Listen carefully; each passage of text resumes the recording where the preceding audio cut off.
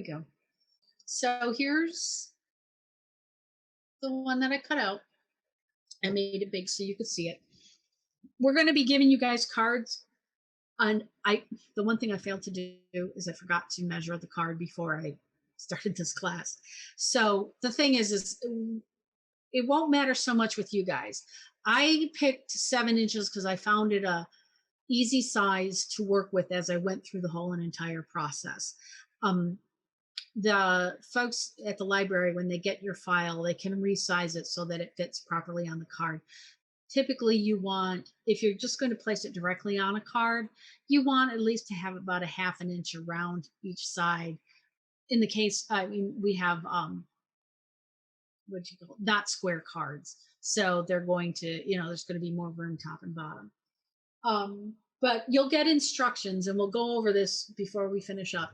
You'll get instructions about how to send the file and what will happen after that. But okay, what I want to show you is this is how I cut this out. Okay. And let's see, it's hard to see. You can't see the cut lines, but they're there. Now you can. See, this is already cut out. I'm going to go ahead and take this off. And now, the cool thing about this is you could use that for something. I always have a hard time throwing away my negative space cards because I think they're really cool and could be fun to play with. I'm going to take this one off.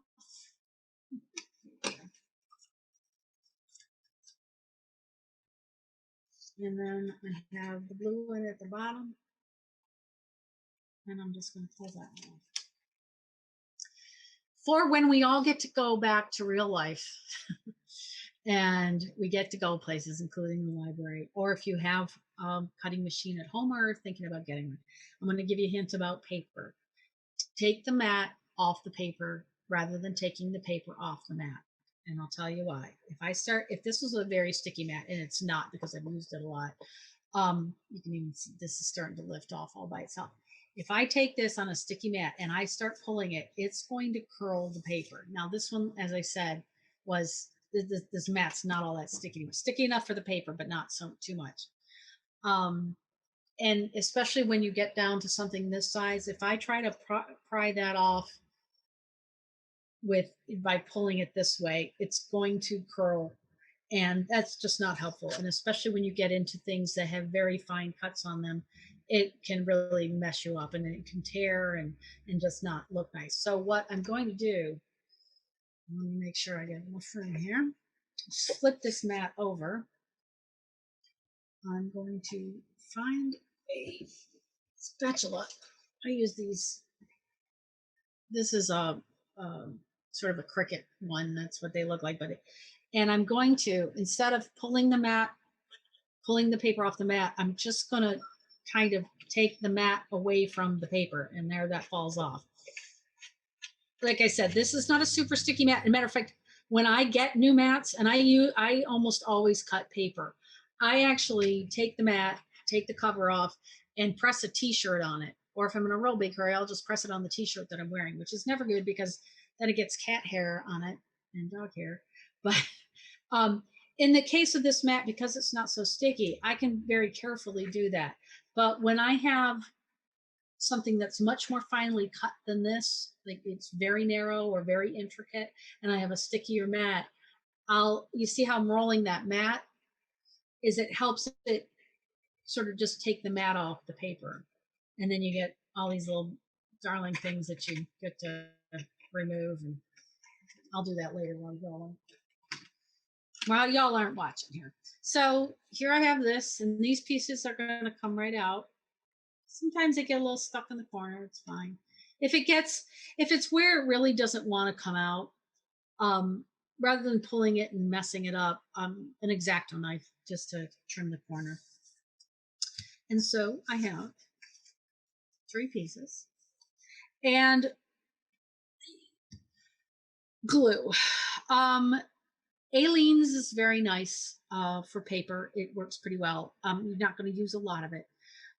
Elmer's is a little wet and runny for this. I wouldn't recommend it. Cardstock is more forgiving. If you put it on paper, you're going to see it.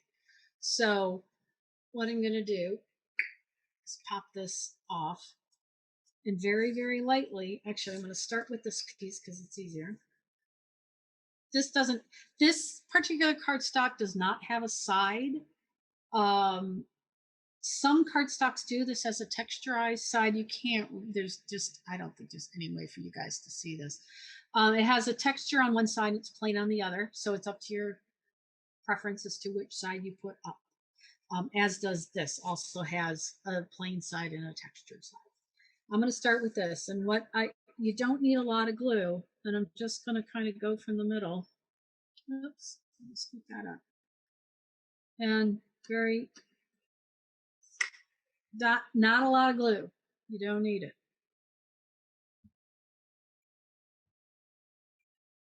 And, come on here. Dots are good. Do.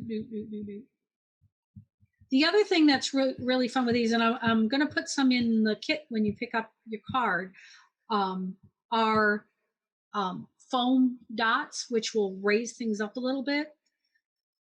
I don't think something this thin is a good thing to use it for this shape, but it would be really cool for putting this onto your bigger piece.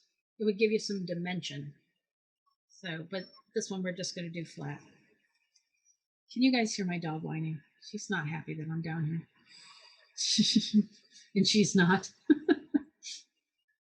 So that we have some dog owners around here. Now, the one thing you have to be careful of, and I just did, is I got a little glue on the wrong part. And I'm doing this kind of fast. Normally, I'd be a little more careful about it. Now, this one, again, oops. Little bits of glue. Thing that works well with this is just dots. That way you don't get too much on it. Just want to make sure every bit, at some of the intersections here, things are glued down.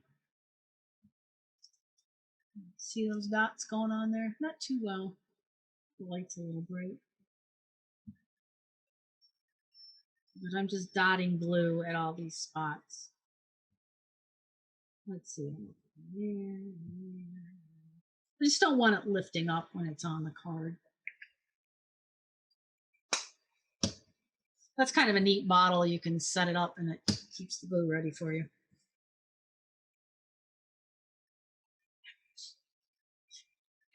Yeah, and if you're like me, you have a hard time picking things up, tweezers come in very handy. Except I think somebody swiped mine. Oh, there's a pair. These are just regular guys. I have fancy tweezers too. Yeah, just take that. And we'll slide this way here. And I'll put this down. Yeah, normally I'd be right over the top of this, but can't do that because then you see nothing but my head, which is not very edifying. Ah! There we go. It's a snowflake. And then somebody was saying, it'd be cute to. I hit my knees. 1 second. You could make a really neat Christmas ornament out of it by just. You would only need one of the blue, the dark blue, and then 2 each of the other, and do it back to back. You could hang them from the ceiling. Put a little fishing line in there. Now that one you would need 2 of them. So if I wanted to hang this one from the ceiling, I could put fishing line in there and dangle it down. It's really cute.